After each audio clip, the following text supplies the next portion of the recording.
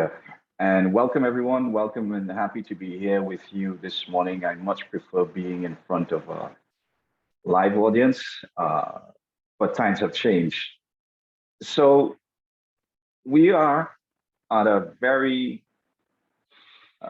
precarious inflection point. We're at the most disruptive period in human history. And one can say in the Caribbean, many of the economies are in crisis. But did you know that in 2020, during the pandemic, that the world's wealth increased to nearly $500 billion. That's $431 trillion. Yes, during the pandemic, the net wealth of the world billionaires and high value net income earners increased. That's interesting. So knowing that during that period of time, many of our island economies suffered huge deficits, and we would have seen the impact to many of the OECS countries that are dependent on tourism. Yet during that period of time, we saw an increase in world wealth. There's another fact that I want to share with you because I really want us to be thinking this morning about the future. And that future is now. We require swift intervention. We require swift action. Do you know in 2020, we increased the billionaire list in the world by nearly 660 billionaires. Yeah, you wouldn't be able to tell by looking at all of the chatter around the world. That's correct. Billionaire listing increased to 2,755 in 2020. As a matter of fact, we're still in the pandemic. We're in 2021. And every 17 hours, I want you to listen to me, every 17 hours, a new billionaire is created. So what are we doing in the Caribbean? Or can I say, what are we doing wrong in the Caribbean? Let's have a conversation this morning. So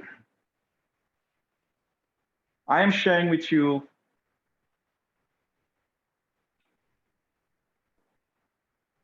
photo of 2,000 years of economic history.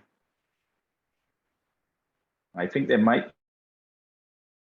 in my screen changing. So let me try one more time. So there we go. And it changed. There we go. All right. So I'm going to share with you 2,000 years of economic history. And the reason why I want to share this with you, they say that a photo presents 1,000 words. But more importantly about this photo of all the major world powers,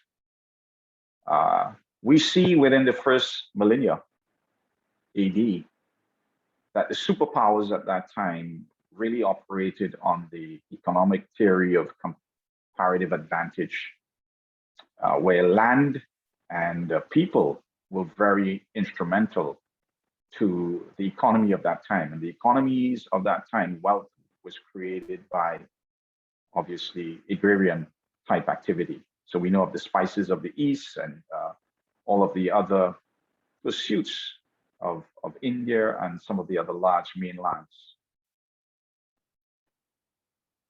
And it's important for us to understand this history. The great Spanish philosopher said, those that fail to learn from history are doomed to repeat the mistakes. A few other famous sayings that I would leave with you, one of which is my favorite, King Solomon in the book of Ecclesiastes for those of you. He said, that which has been and that which will be done again. And what he was saying is, in essence, there is nothing new under the sun. It was Mark Twain, another famous philosopher again, who said, and I like his version of it because it's short, history doesn't repeat itself, but it rhymes. And if we can put that in local context, it's same bleep, different day. So things, when you think about it and you look at this photograph, what is wrong with this photograph?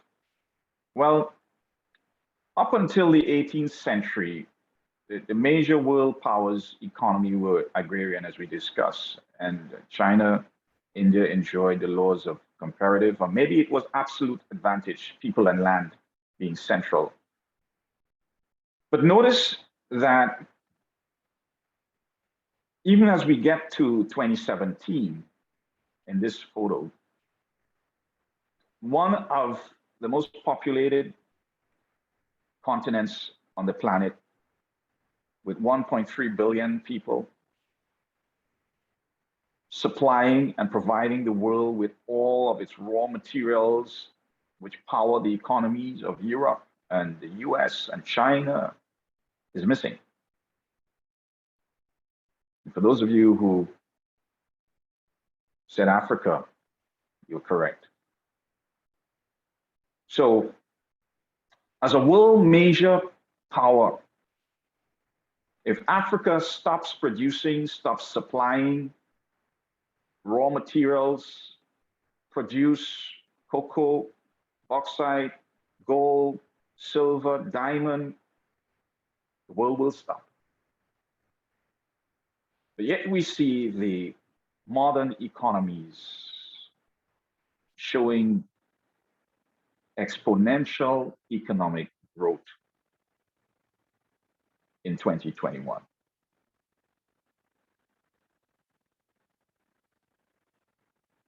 Note, again, if you can cast your eyes to the period of the first industrial revolution, which started thereabouts 1764, and you would notice that the impact of the first industrial revolution saw the rise of many of the industrialization among these countries.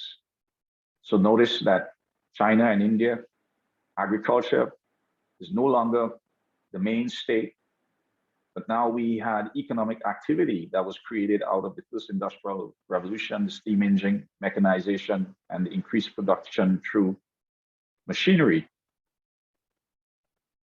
1764, cast your mind to the Caribbean and what was happening in the Caribbean. And in essence, we do know that during that period of time, while the world major powers were increasing their wealth, that the Caribbean countries were either dominated and subjugated to slavery, indentureship, up until even some of the 1970s, the third industrial revolution started, and we still had colonial rule in some of the countries in the Caribbean. So these are historical facts, and I urge you to understand history and to look into the history. It will give a view of maybe why we are where we are today. And so you see, many of these countries, while they subjugated the Caribbean countries through colonialism and indentureship and even slavery, we understand that the economy was fueled by what is known as the plantation economic model. Now, I urge you to read up Lloyd Bess, Dennis Panton, and then many other prolific Caribbean researchers who would have really exploited the theme and the understanding. And suffice it to say, there are many other documentations that says that this model, which is based on conquest, settlement, or the exploitation of assets, still exists today. In essence, what it is a regime of regulations and trade regulations that is orchestrated in a systematic way to facilitate the distribution and the transfer of wealth. And so the question is, have we changed those treaties? Have we changed those laws? Have we looked at those trading agreements? Have we looked at the financing rules, the economic rules? Do those economic rules of the plantation economic model still exist today? And is there a wealth transfer that can take place even in this new digital era where there is automation? And that's a conversation we will have. So what are we saying? We're saying when you look at this chart, while the major powers saw unprecedented economic growth during the first, the second, the third, and even into the fourth industrial revolution, as we've just found out, the world wealth has grown to $431 trillion. We have not been able to exploit the opportunities. As a matter of fact, during the third industrial revolution, which began in 1970, many of our countries would have been independent or moving away from colonial rule and would have become independent. But much of the English-speaking countries, with the exception of Trinidad, at that time, not now, have suffered severe balance of payments, severe deficits, high unemployment, high crime, and even to today, social decay. So what can we deduce? Can we deduce that the Caribbean has not been able to ride the wave of economic growth to create an economic future of sustainability for people? And if we, the Caribbean, failed at exploiting the wealth creation in the first, second, third industrial revolution, what can we expect in this new digital agenda? What can we expect in this new economic model, which I assure you is extremely complex, very complex, much more complex than the industrial age, much more complex than the computer age. And we'll talk a little bit about that. So here's a linear view of the world's GDP. And again, note the exponential explosion of wealth with the advent of the Industrial Revolution, the first at around 1764 into the 1800s. And just look at how it has, and it is exponential. So the question I would have for us as a people, do we understand the landscape of this new world? Because if we don't understand how to navigate this new digital landscape, we are bound to repeat the mistakes of the past. So it's the most misunderstood conversations, and I've been lecturing on this for the past 7 years. As a matter of fact, when I have these conversations with business leaders and politicians, somehow they believe that the fourth industrial revolution is a savior, that it will help us, that it is the nirvana to our problems. And I beg to disagree. It is extremely complex. What you know that you don't know. But what we're dealing with here is unknown unknowns, what we don't know that we don't know. So Industry 4.0 is unlike the previous industrial revolution. The impact of Industry 4.0 is so profound that it will radically challenge everything we perceive to be normal. And it will bring new realities as it is doing right now. So how will we live? We're seeing that is changing, and some have attributed that to COVID-19. Let me assure you, no. COVID-19 was an event that is happening. It started 18 months ago, but is still happening. And we don't know when it will end. But what we are seeing are all of the profound changes taking place, which is being fueled by Industry 4.0. So how we live will change and is changing. How we earn a living is changing. How we work and socialize, and I don't need to say much more on that. But it will drive new economic models. What does that mean? That means there will be new economic laws. We'll talk a little bit about some of those. And if anyone thinks that this is the nirvana or the exila to the problems in the Caribbean, well, let's start having conversation about nanotechnologies. Let's see where in the Caribbean we have a comparative advantage, or bioinformatics, or advanced analytics, or artificial intelligence, or augmented reality. What about advanced materials, such as graphites? What about quantum computing, which really today is challenging the realities? Even the laws of relativity are being challenged by quantum computing. Cybersecurity, robotics, machine learning, neurotechnologies, Elon Musk, Neuralink, and by the way, the FDA has approved the brain chip. If you can go online and see what that means, you can have now a brain implant that will provide direct connection with the internet and information directly to your brain, and that's where we are, transhumanism. So where do we play in this space, which is so much more complex? Not to mention blockchain and digital currencies. These are not cavalier conversations. These are very disruptive technologies that are already embedded into the new economic model. So I know many are waiting for things to go back to normal. Normal no more.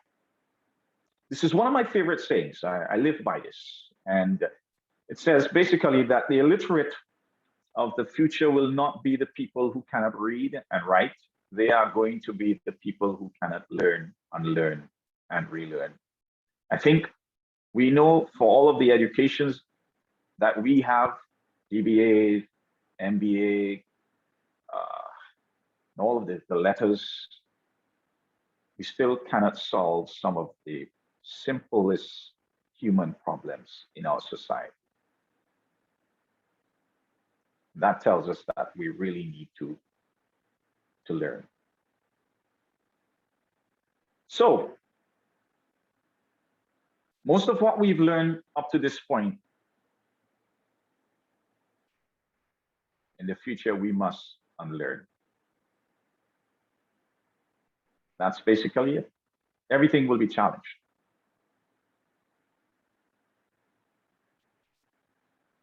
So let me share with you what makes this new era so different. And, I really dislike the fact that it's not even on the agenda. It should be looked at critically by all politicians and parliamentarians. And because one of the elements of this change is rapid change. It's the speed, the velocity at which things are changing. And it has rendered the old era obsolete. So while we wait for things to go back to normal, no, the world has changed. The world has moved forward. So the old economic model will no longer work by itself. Why? Because Industry 4.0 is enabling extraordinary technological advancements. And these advancements, as you see on the screen, they are merging the physical, the digital, and the biological worlds in ways that create unprecedented premise and potential perils. So we spoke about Neuralink, the brain chip, which will change the game for knowledge workers in the future.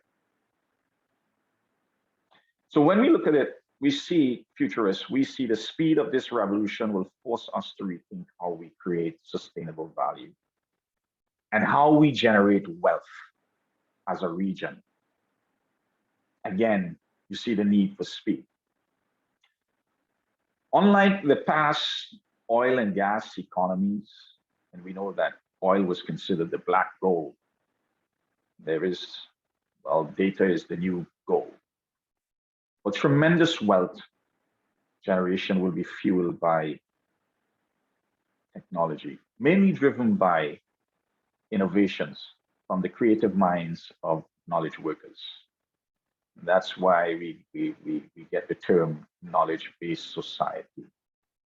Intelligent nation, not the technology, but the people.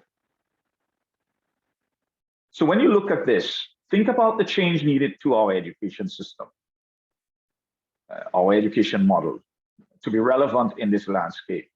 And I can extract one because I have many working within my company. When I started 7 years ago, I created a new position. For the first time ever, I created the position of data science. And I have a head of data science working for me. And there's a team of data analytical thinkers and machine learning specialists. But think about how our education model has to change to be able to tap into the era of data science and data analytics and machine learning and automation and AI and robotics.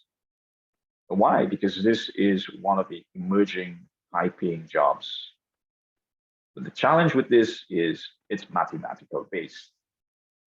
And if you look at the statistics you'd see within the Caribbean, CSEC, CXC, the average pass rate for mathematics in the past couple of years, just about 50%.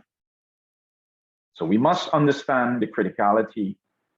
We must understand the changes that we need to make to our education system to be able to participate meaningfully in this new economic model. So in essence, what we're saying, tectonic shifts are required. Tectonic shifts, major changes are required.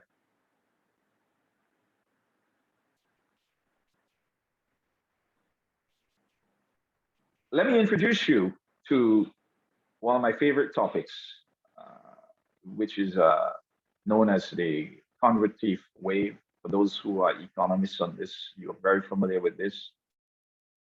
It's a long-term economic cycle, and it was created by a Russian economist, Nikolai Kondratev.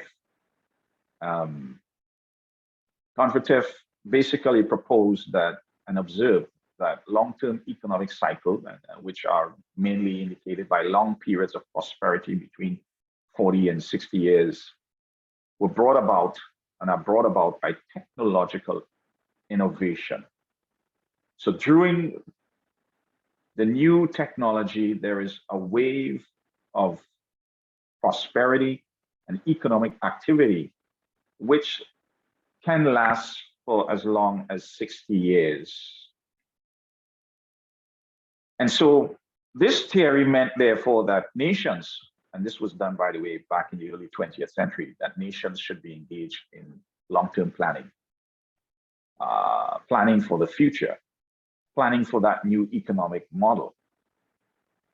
But Schumpeter, an economist, one of the classical economists who recognized the value of it, called it the Kondratev wave after Nikolai Kondratev was executed by Russia. Interesting story, you can read about it, for putting forward this model. And the Russians did not agree, so he was executed. But needless to say, the economists went on to recognize that this wave matched the fourth industrial revolution, and therefore realized that it really presented an opportunity for companies, for corporations, for nations to get involved in long-term planning for the future. How interesting is it that in the early 1920s, this model existed. there are many countries that implemented this long-term planning model. And today, many of them are the world powers. China has a 100-year plan, Russia, a 100-year plan. I spent time in Singapore and I saw their plans and their modeling of the country up to 2050. As a matter of fact, there was a 3D model and a business plan, a strategic plan, and there were milestones along the way. I think the Caribbean countries can adopt this model. We need to implement long-term planning. We need to stop the 5-year electioneering and the annual budget, which really is not a strategic plan, but it's a bookkeeper report in terms of how governments will have spent the money in the last year and what they're going to spend in the new year. But it should be all tied towards a master plan. A master plan of the future, of what do we think we want to create for the future for our people? What type of society do we want? A vision that inspires Caribbean people, and you know that a vision is a future state. So a future state of the Caribbean. What sort of society do we want? What do we want to be in education? What will our future economy look like? What types of jobs are we going to be preparing our young people in? And therefore, the education model and the system must be designed to produce the types of skills and the types of retooling that is needed to take advantage of the future state. So this is one of the topics that I wish to put out, and we should have a discussion on this. So today we saw that the world billionaires increased 660 within the last year during the pandemic, and their wealth increased during the pandemic from 8 trillion to 13 trillion. Most of these were in Asia, by the way. So there has been a wealth surge. And we are not at the party.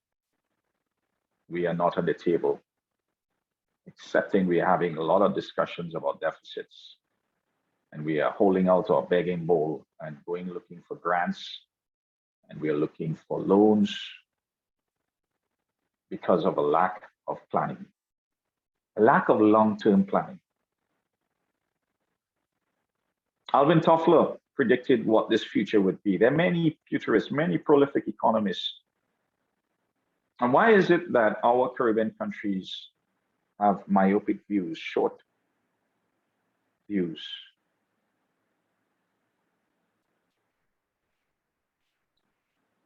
I think this is a point where we need to have deep introspection. This is an inflection point for us as a people. You know the cliche, the crazy is doing the same thing and expecting a different results. So we go in a circular motion, we seem to repeating the same cycle of economic policies.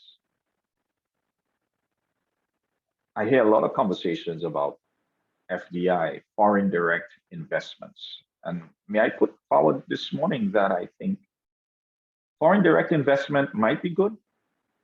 We've had a lot of those, but it does mean that those resources, assets are going to be extracted and capital flight is going to leave your country. And I think it's time that we look at local direct investment. We need to invest in ourselves. We need to create that future. No one is going to do it for us. Not in the pandemic, not post-pandemic, as we've clearly seen. We can't continue to tax our way to prosperity. And aid will not, as we've clearly seen, we've been receiving aid for the last 5 decades, maybe. So understand that I've heard someone say the only constant is change. Well, the only constant in everything is people. People driving change, people adapting to change, or people failing to change.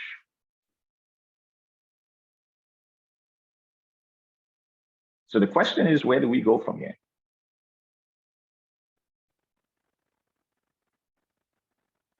So while we feel the impacts of the pandemic, again, the world is experiencing exponential growth. But there's a real opportunity. And this is the conversation that I want to have. Real opportunity. Let's put it into context. What's the real opportunity? The world population is 7.9 billion people, 4.6 billion people connected to the internet. That's the opportunity. 4.2 billion active mobile users, 2.1 billion persons conducting online purchases. And that's in 2020. So think about the access. Think about the potential, the opportunities to be able to tap into 4.2 billion online, 2.1, and what unique products and services can we take to the world? In other words, why is it exponential? It is exponential because if we can hop onto the digital curve, we have access to 4.6 billion people. We're connected to 2.1 persons purchasing online. So any unique product or any service that we can provide on the network, the digital network, provides us with the exponential opportunities to create wealth. So there is opportunities for the creative industries, the travel, tourism, the food, manufacturing. But remember, the rules have changed. Remember, the economic rules have changed. The legislation needs to change. The taxation needs to change. The education needs to change. The infrastructure needs to change. The barriers needs to change. The logistics needs to change. Let me share this with you. I was at a conference and Sir Tim Berners-Lee was talking about automation in the future. And he said something very profound. I recorded it with my phone, so I have the copyrights to this video. It'll be fine because they won't charge very much in the way of wages, but it means that all those people will need to be employed. And it may be that normally can have a system where you just let them go find a job and the market will make sure that they have got a job which is appropriate, which given their skill will also put them into a job and which will reward them and occupy them. That may break down. Maybe you have to say, no, everybody gets money, and then some of you will have jobs of the conventional kind, and some of you will have to you have to spend your time being artistic. You will have to do other things. What you make local. Local agriculture is becoming more and more, lots of areas is becoming a thing, because people like to have local projects. So they can imagine things shifting. So actually, like working on a local farm is something that is different from being in a coal mine, but actually, it's, as long as you are respected for doing it, then it'll work. So I think that the idea is, universal basic income is interesting, and it all hinges on whether as a culture we can respect the people who end up doing different things, who who are being creative and don't earn their money directly, dollar for dollar, but are given the time to be creative separately. If our society can learn to respect those people and to help them respect themselves, then maybe we will be able to find our way around that. So that one, though, I'm going to leave that now there because So here is Sir Tim Berners-Lee, and he's talking about artificial intelligence automation. And one of the questions, and by the way, this is a room filled with world leaders, scientists, digital scientists. Michael Dell is in the room as well. And he's been asked, what will be the impact of AI and the workforce and the fourth industrial revolution? And his solution to the disruption that is coming, and by the way, this is all on the World Economic Forum documentations. The ILO now have documentations on it as well. But he's saying essentially, many jobs will be displaced, and so we will have to consider agriculture as a mainstay of employment. Agriculture. I went to an AI lecture by the inventor of the World Wide Web to hear the term agriculture. Wanted to share that with you because I felt that was very interesting. So this is what I wouldn't spend a lot of time in this, but there are tremendous disruptions coming. It has been accelerated by the pandemic, and we have all experienced it and we have seen it. But in essence, there is an opportunity for governments, for business leaders, and even us individuals. Reskilling as much as 50% of all employees will need to be reskilled because of the impact of the technology and innovation that is actually on the way will impact many functions, many roles through the use of automation. So in essence, job landscapes and their list of growing job demands and decreasing job demands. And again, these may not necessarily be applicable to the Caribbean, but in essence, what it means is that we can look at the data, which is something we don't do. But we can look at the data and see how do we create an education model that will, or retooling strategy for existing workforce or labor force that will allow us to exploit and generate wealth. And this is not 5 years or 10 years, right? This is immediate. This has to be done immediately. So what do we need? We need a transformation of labor, right? The conversion technology advancement are driving the digital transformation. By the way, the fourth industrial revolution and digital transformation is not about the technology. It's really about the people. People are at the heart of digital transformation. So I share this with you, success stories. My team on the right, the team that I mentioned to you that was created in several years ago, first data science team that I had, and they went off to the world and they participated in the IBM Global Watson Artificial Intelligence among 3,000 companies, and they were the finalists. And I also highlight a young Jamaican, Dominic, who topped the world in the coders competition. So do we have the talent? Absolutely. Do we have the creativity? Absolutely. What we need is the opportunity, and we need the, what I would call the enabling environment that will allow our people to be able to participate in this new global economic. So tremendous wealth can be derived from the various economies, and there's a lot of discussions about this, but they've all have different levers for success. The green, the blue, the circular are very closely related.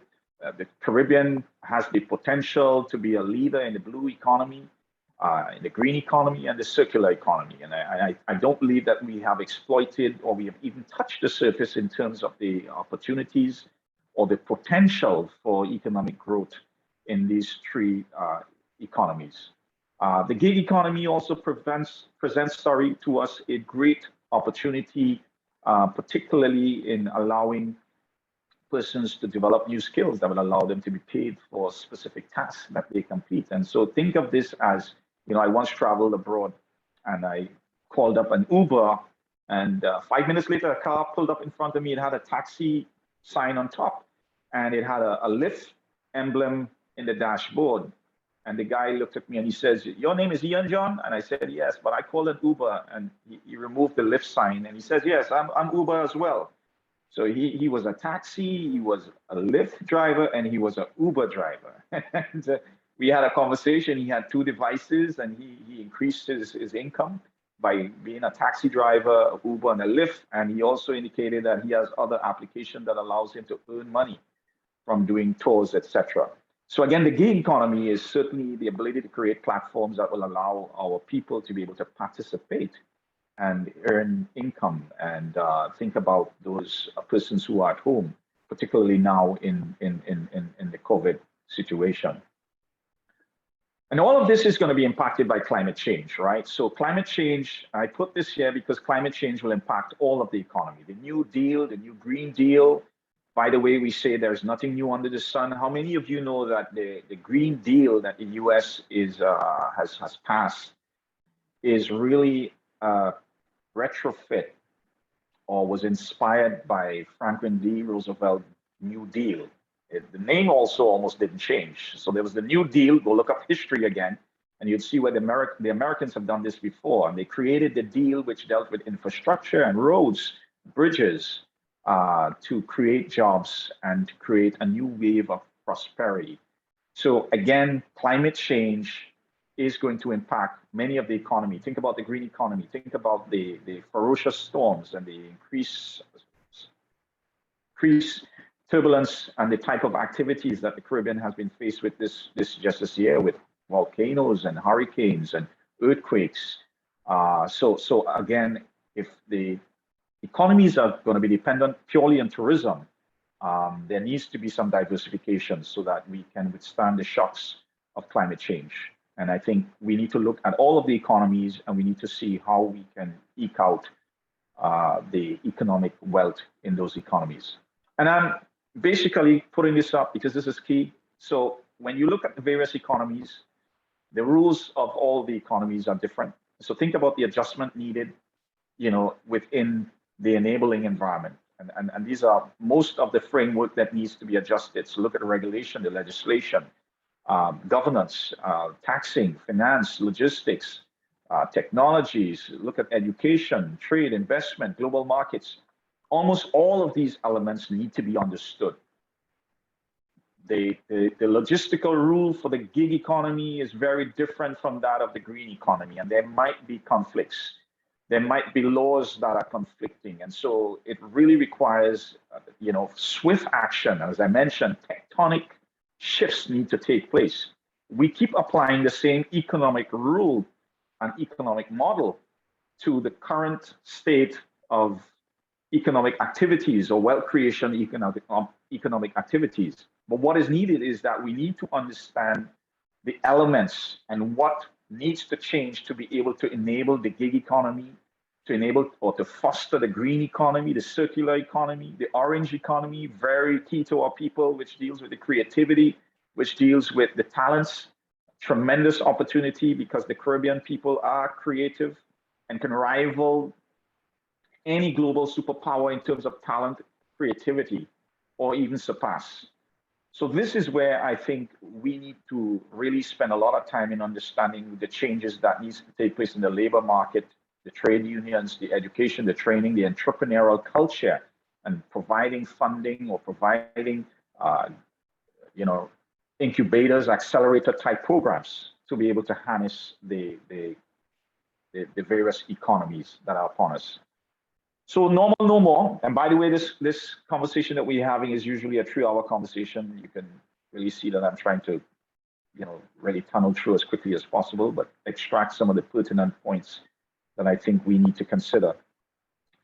So all of these to say that things have changed, and we established that there was tremendous wealth transfer. All of the billionaires, their wealth surged during the pandemic because they were prepared, because they are on the digital platform. They are on the network platform. They understand the digital agenda, and they've been doing it for the last 40 years in the case of Bill Gates and Jeff Bezos, 30 years. And Mark Zuckerberg jumped onto the network, the law of networks with Facebook. And so all of these models should be studied. And no need to reinvent the wheel. We just need to do a really good replica, a really good copy. We know about the online learning, which is a real problem for the Caribbean, and their fastest growing online products. We should be looking to see what is growing: apparels, furniture, beauty care products. Can we play in this space? And then key to any innovative economy in the world is R&D spend, patents, tertiary education, value, productivity, high density research at concentration, things that we don't necessarily invest in. And that's why I talk about the long-term planning and the visioning for the future of the Caribbean countries.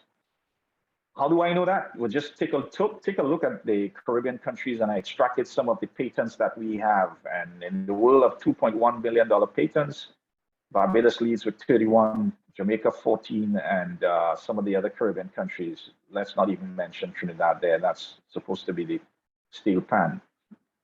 So this is the point that I'm going to wrap up with, because I know that travel is very important. 50% of the GDP of the OECS countries depend on travel income. And that has been really hampered with the pandemic. But this is a beach in Barbados, Calais Beach in Barbados, beautiful beach. And if anybody could tell me what year this is, this could be any year, 1980, 1970, 1990, 2020. How do you get tourists or travelers to come to this beach? Well, this is what you would have done in 1980 up until 1995. Advertise on TV or advertise on a brochure, and then get a travel agent who would be able to take the destinations and the telephone, and then pretty much this was the way that it was done, very manual. Technology began to impact tourism, and many countries saw a fall off in tourism because the rules began to change. So the rules began to change. How do you solicit? How do you spot? How do you market? How do you know where your target audience are? And we began to see the integration of systems, the Google search engine, the social media coming into play, and integrated systems that provided that customer experience that was from inspiration to post-trip. And that was really good up until 2016, but we still had Caribbean countries that were struggling and still trying to understand why their travel footfall had collapsed. But here's what I want to show you. Here is today, and this is really 2017 landscape. 5,000 different applications and automations that are now actively seeking to find travelers. These are the tools that are being used by countries, by the organizations, by hoteliers of the developed countries. So the entire travel experience has now been impacted by artificial intelligence. And AI is changing the main processes in the tourism industry, is influencing the entire value chain. The key message here is, if we're not in this space, then we could be missing out on lucrative customers, on lucrative markets, on lucrative income. So this requires a separate discussion. I am sure that there are some agencies that are coming and saying that we provide integrated approach to the entire tourism. But I put this there because I noticed Mauritius has opened up their tourism industry, even though there are high cases of COVID-19 and even though their hospitals are overwhelmed, because they are trying to get to market first. And that's a key. Using the AI technologies, you're able to look at and see who are looking to travel, and you're able to offer them automated offers online, and then you can hook them, and you are now, so the industry has changed. I also want to put out that when we think about our raw materials, cocoa, none of the European countries or the US cultivate cocoa. But can you tell me a global brand for chocolate from the Caribbean? And I think that's an opportunity. We keep selling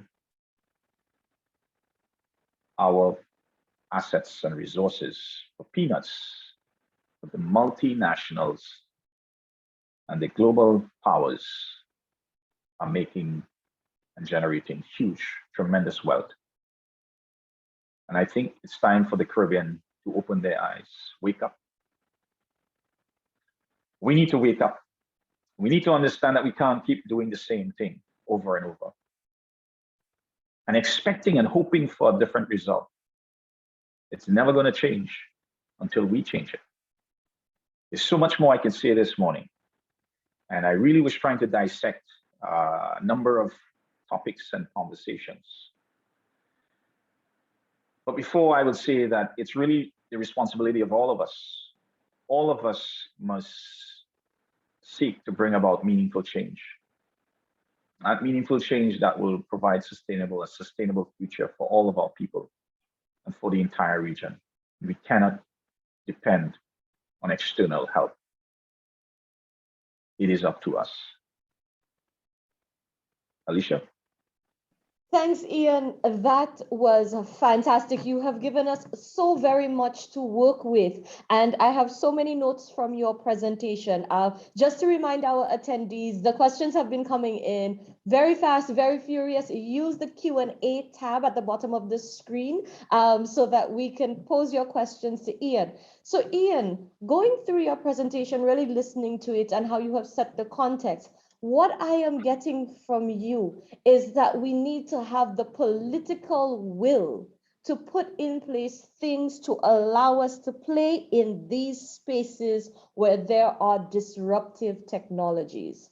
So my first question to you, though, is we are in the Caribbean. A lot of us have us from small island developing states in the Caribbean with so many competing priorities. Healthcare, social transformation, education, infrastructure.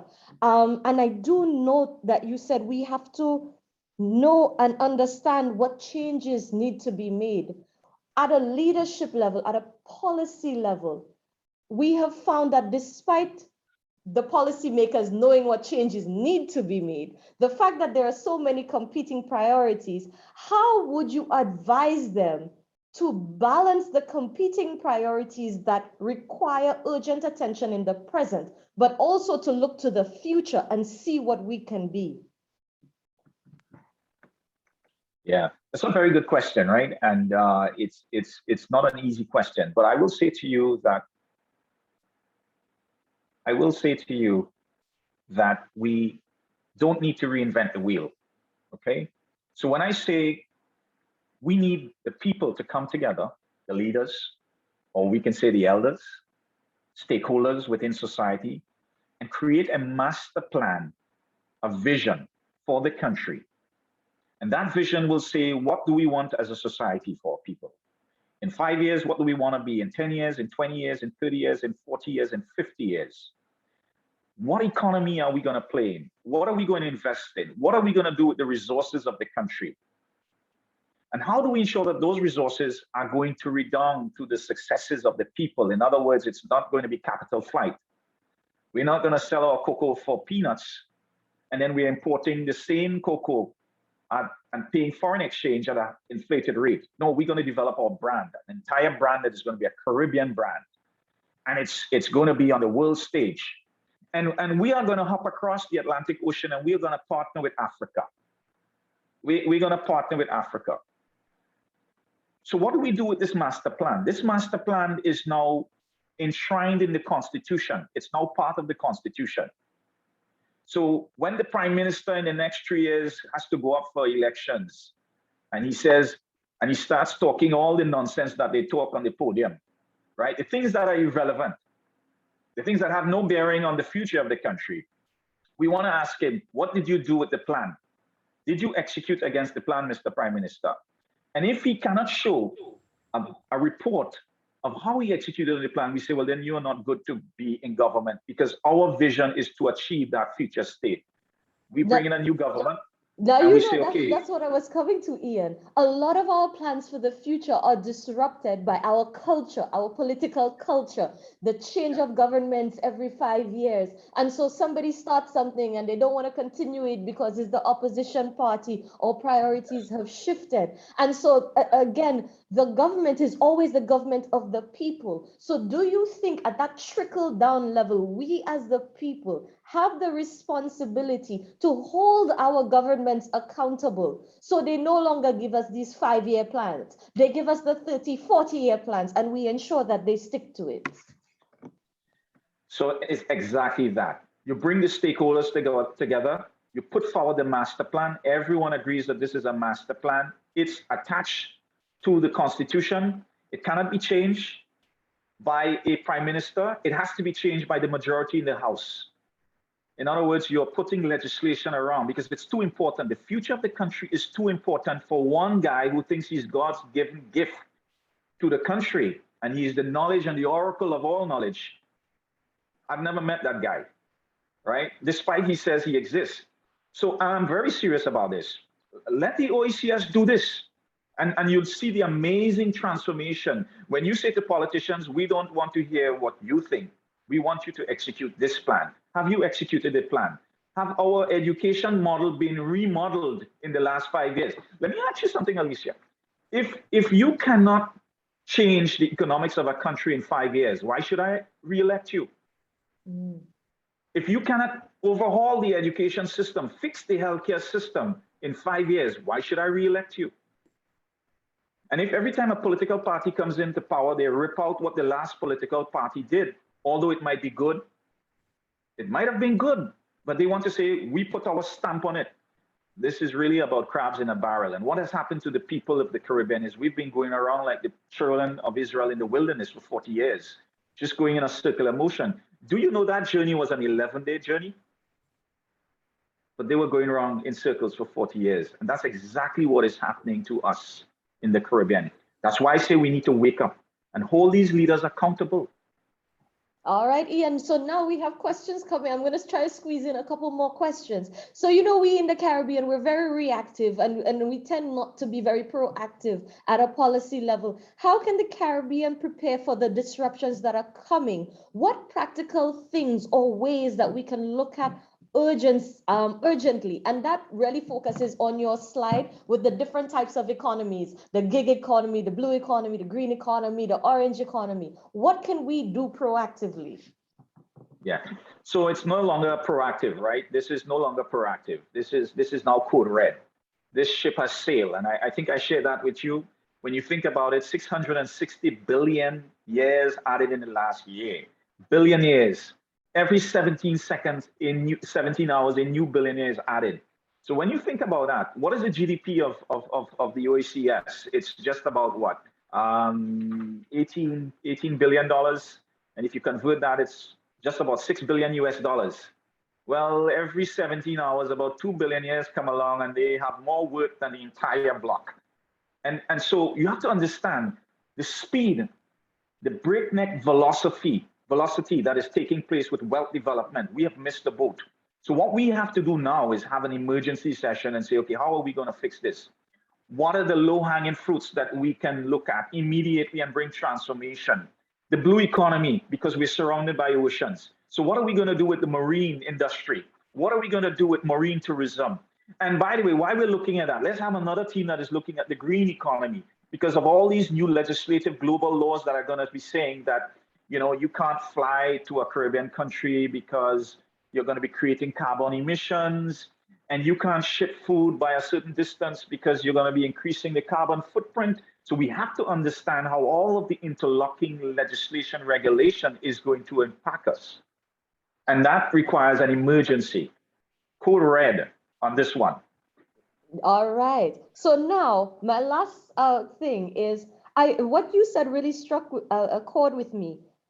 We can't continue to tax our way to prosperity, and aid is not the answer. That has been our traditional thinking, and now we have to shift perspective. You spoke about reinventing our education system. That's at one level. Then you spoke about the second tier, about reskilling and retooling our workforce to be able to meet the industry 4.0 spaces, and for them to be able to fit into those spaces and elevate who we are. So the question is coming from the audience is, what's the roadmap? How do we take that first step? Well, unfortunately, you're going to have to take many steps together. So retooling and reskilling of workers is something that is extremely critical, and that I think the private sector can certainly assist, because in essence, you know, a lot of the jobs are within the private sector, and maybe there should be some partnerships between government and the private sector in terms of looking at what are some of the jobs that are going to be impacted. And so what are some of the areas we can transition some of these? And I'm not telling you stuff that I've not done. I've transitioned quite a number of employees in my organization. It's something we call talent management. So there are functions that are no longer going to be needed in the next 2 years. You begin to train and say, okay, these are the new emerging functions within the organization, and you begin to train and you begin to onboard them. And in the industry of technology, you know, that change is very rapid. So people say there's a storm coming. I say, well, I am the storm, okay? Because we have to make the change. Otherwise, we are going to be obsolete very, very quickly. So you have to have a parallel approach. You also have to look at the kindergarten level, primary school level, and all the way up to university. what are some of the curricula that you can introduce at this time that would bring about the mindset change that needs to take place while you do a full overhaul of the education model? And the reason why we're doing that, Alicia, my financial controller is Alicia, and she's buzzing me. And we The reason why we have Alicia Jones from Grenada on right now, so it's just a common name today. Okay. Good morning, Ms. Jones. So the reason why we're doing that, as I was saying, is because at the end of the day, remember that this change is happening as we speak. This is now the new normal. After COVID, or whatever happens after COVID, don't expect things to go back the way that it used to be. It has changed. It has changed all over the world. And it has changed for us. And it's going to be apparent. The change is going to be apparent, very, very apparent in the next year. That is fantastic, Ian. I am the storm. At this point, I'm going to ask our virtual host to launch the poll so we can get a feedback on your session. Ian, thank you so very much. I know usually this is a 3-hour presentation for you, and we are so very grateful that you were able to pack so much into such a short space of time. The information, I mean, the chat has just been blowing up, and so has our question and answer tab. And we are so thankful that you are able to make time to be able to shift our perspective, inspire us, help us see a different point of view. And these are the conversations that are important for us to have. It is not just about how things are, it's how they could be and what it is we need to do. So thank you so very much, Ian. We have our next session coming up, and it is so opportune that you ended your presentation talking about our tourism industry and how technologies and AI can help us elevate our industry in the Caribbean, because our next session is shifting the needle, moving towards government policy that supports sustainable tourism. That is happening in a few minutes. So I am pretty sure that our attendees are able to have such a full discussion. Thank you so much, Ian. And as you well know, tourism is important for us in so many different ways, and it has such a trickle-down effect. Attendees, you have been fantastic. I am Alicia Ali on behalf of the entire OECS SDM 2021 team. I want to remind you that we are still one Caribbean, and we need to dare to stand together for us to move forward. So make sure you log into our next session. Check out Ian John. Make sure you go on his social media. Hook him up on LinkedIn. Check him out on Instagram, on Facebook, and type him in Google and just see what an inspiration he is. Ian, thank you so very much. Thanks for having me. And thank you, everyone. You've been wonderful. Wish I could see you face to face, but maybe one day soon. All right. Take care, everyone. And we will see you on our next session.